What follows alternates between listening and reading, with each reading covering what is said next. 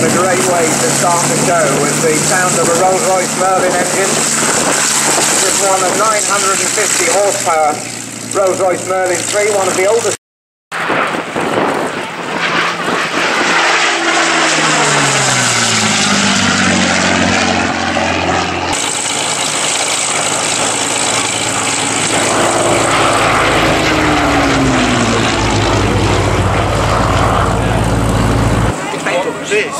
What is that? It's very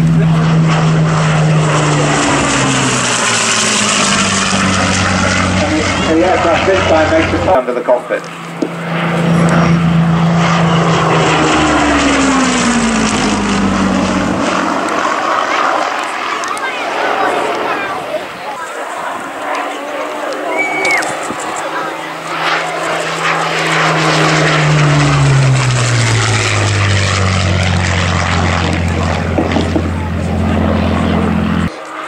Pre-war mount, the Mew Gull, will be flying a little bit later in the show.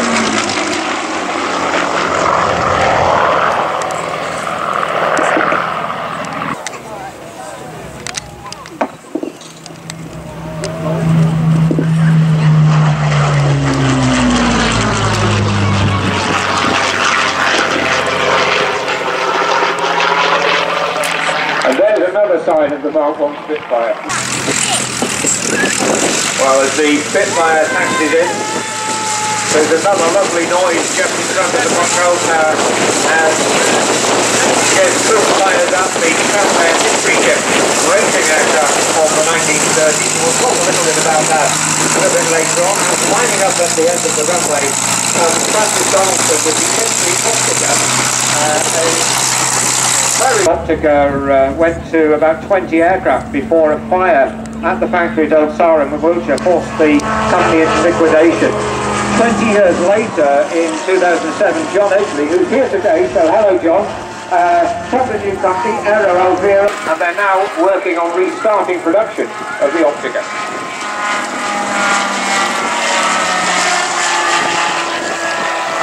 It's actually 270 degrees of panoramic vision from the pilot seat.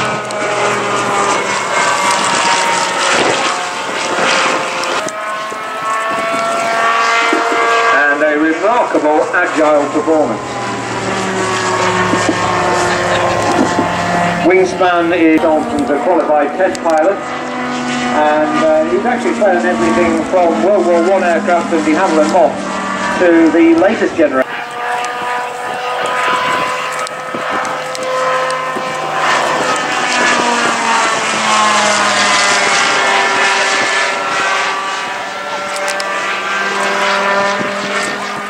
Mew Gull Racer, an aircraft with a tremendous history. Designed exclusively for racing to outpace the military.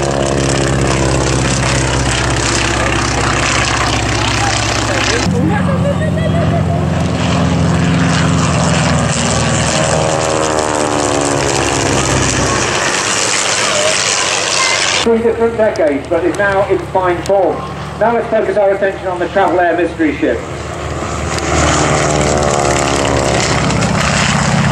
The aircraft was actually for the sound of the big Lysander R680 radial engine, 300 horsepower, and that engineering modification.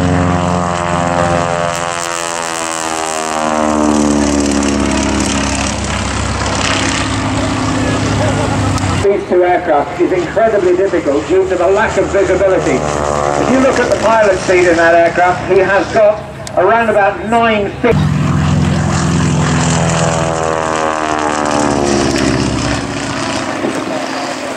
That was Prince.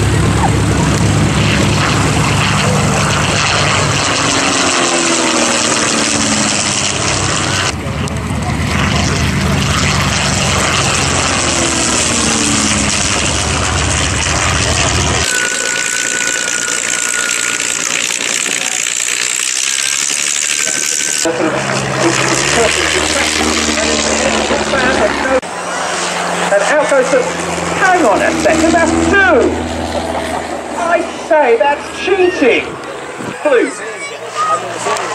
If he does, then, oh no, I couldn't for that.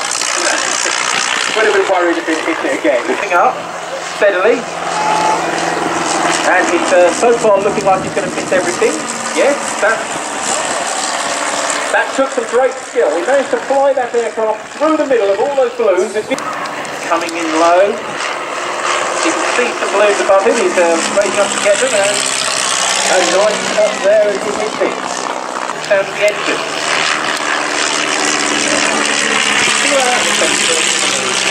Oh, and thanks to the pedal again for Peter. He's really not limbo attempt. In he comes now and straight through. Nicely done. And here comes Red. Okay, he's looking good. He's getting through, and it's nicely through, and the wheels didn't quite touch the ground. So yes, he can still help that. I'm trying to thread through the needle, but he's got it through. It's looking good. And he then climbs up to Maury, bringing up the number 3 position, and our winner today, bringing up the rear of the formation, Jim Schofield in the Adler Timber. Give them all a big wave.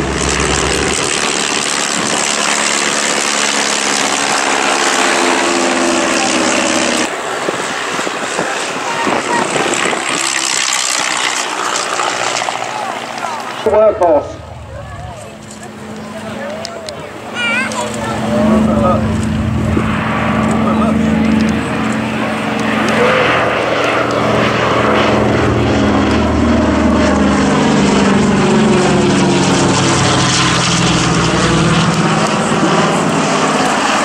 Piloted today by Paul was put in on the port side of the fuselage.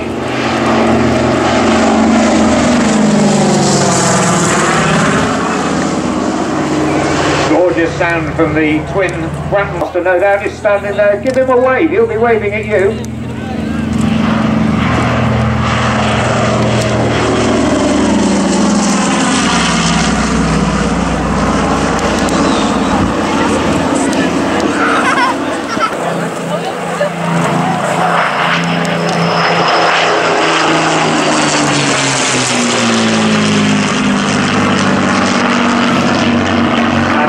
And worked with the Empire Central Flying School at Calavington.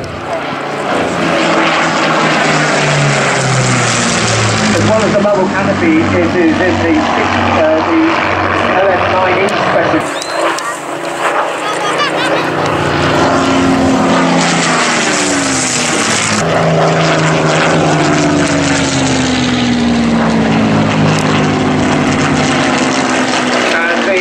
Leading the formation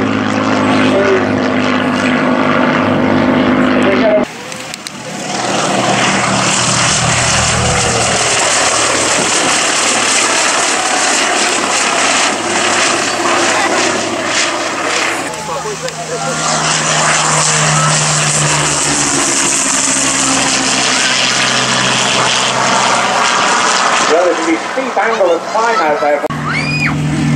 Meanwhile, the lovely sight and sound of the Western Lysander. Army Corporation aircraft, racing Andreasson BA4B. Smoke on there to add to the element. Beautiful compact little aeroplane. Powered by the same engine as many people will have learned to fly behind on a Cessna 150. The Rolls-Royce Continental 0200, 100 horsepower in the engine. At the controls is Mark Sharp, a British Airways pilot on the new Boeing 787 Dreamliner. Previously flew the 757, 767 and 777. So unlike all those people that speak Airbus, this guy drops on fluently.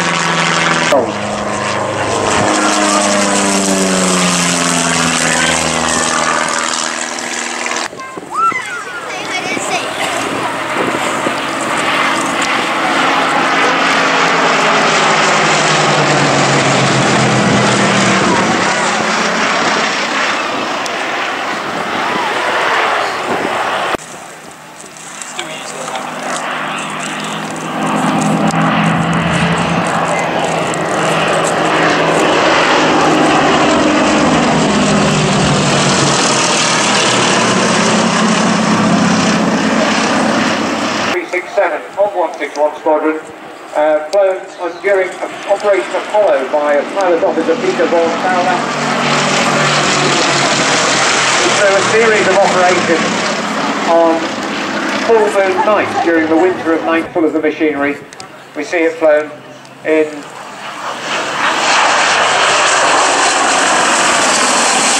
we see it flown in a more respectful manner, but still demonstrating.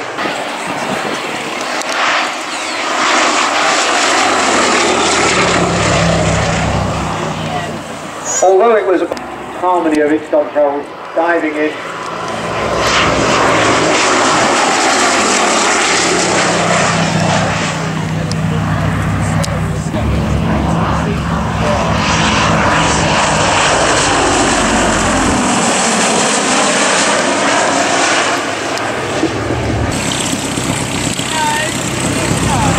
If we look again at the Gladiator making its flight path, there is actually a direct line between this aeroplane and one of the first world.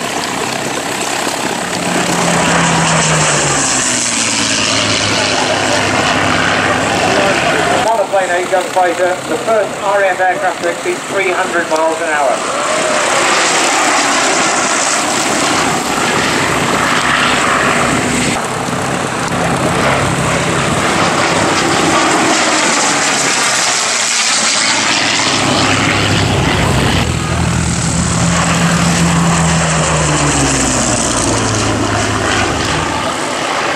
One of the reasons for that is the only surviving sea hurricane in the world.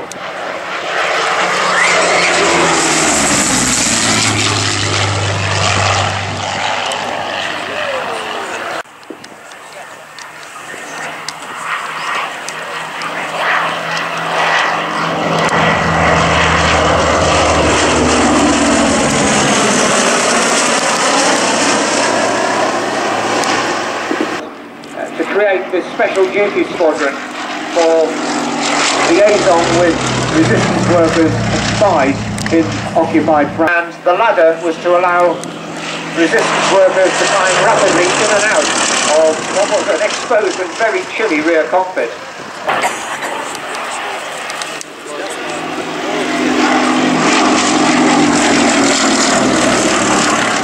With very limited communication between front and rear.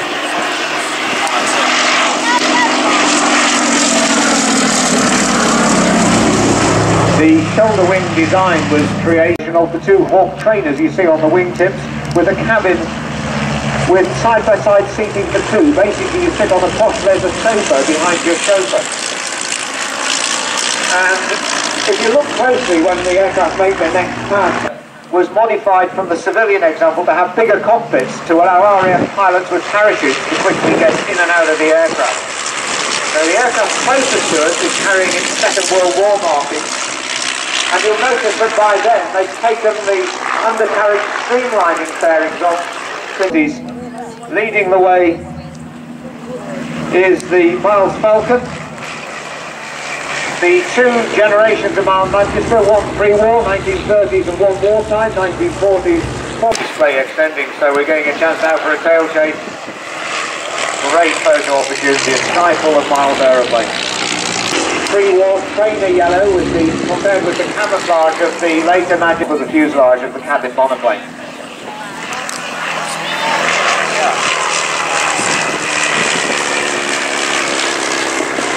Jess Cook bringing the Miles Whitney straight. Take a look at that paint finish on that aeroplane. It is spectacular.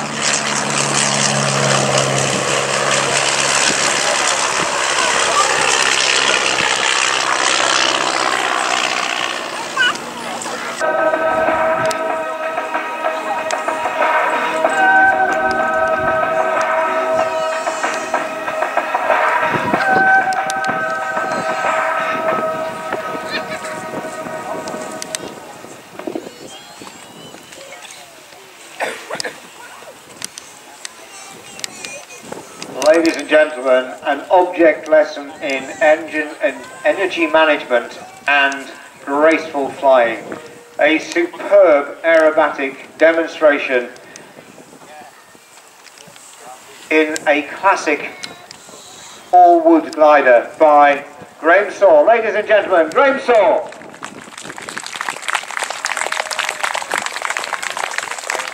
It'll be lucky to get up to 50 miles an hour down the airfield.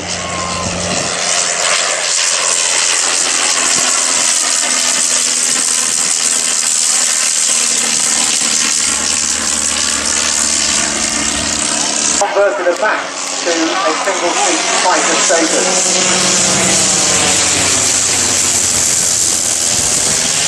And the aeroplane has remained with the...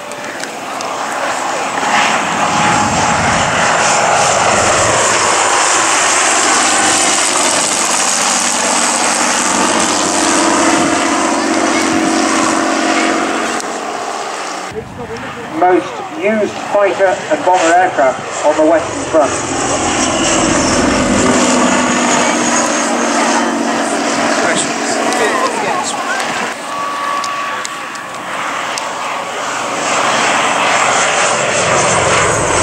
Just after World War II, Ogilvy's garage was being demolished to make way for road expansion in London. Dixie has made it.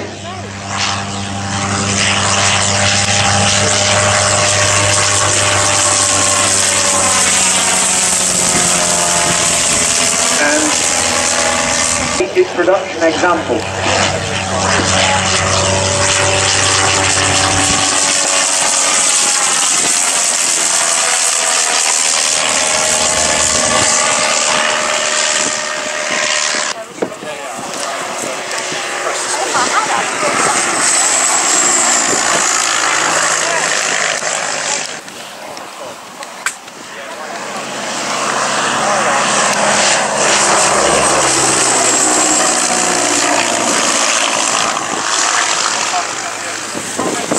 Whereas if the earlier aircraft, if they got caught in a dogfight situation, sometimes they were locked into that and unable to get back to the right side of the line.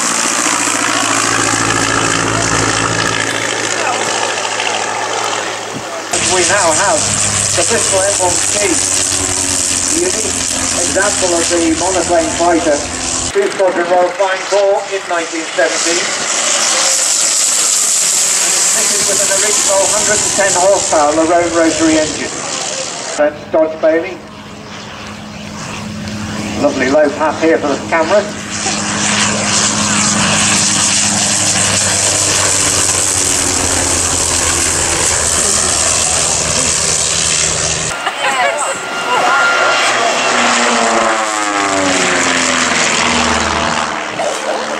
Two-bit special powered by 180 horsepower Lysander engine. Weighs just 520 kilos each aeroplane, gives us a 2,500 feet emission. The other one pulls, and there's one pulls, and the other one has to pull it.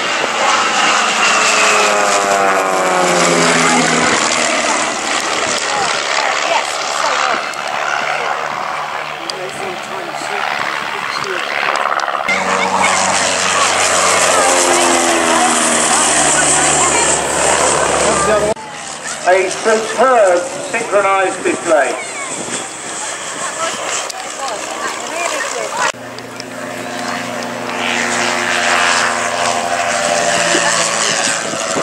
At the controls of the Ego is Keith Dennison, long time on 130 miles an hour. It has a storing speed, a minimum speed of 40 miles an hour.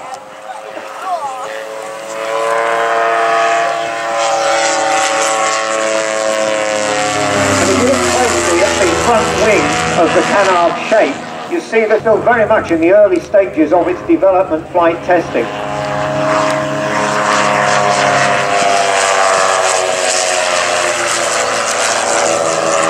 It's powered by a Rotron rotary engine. It has absolutely sparkling flying characteristics.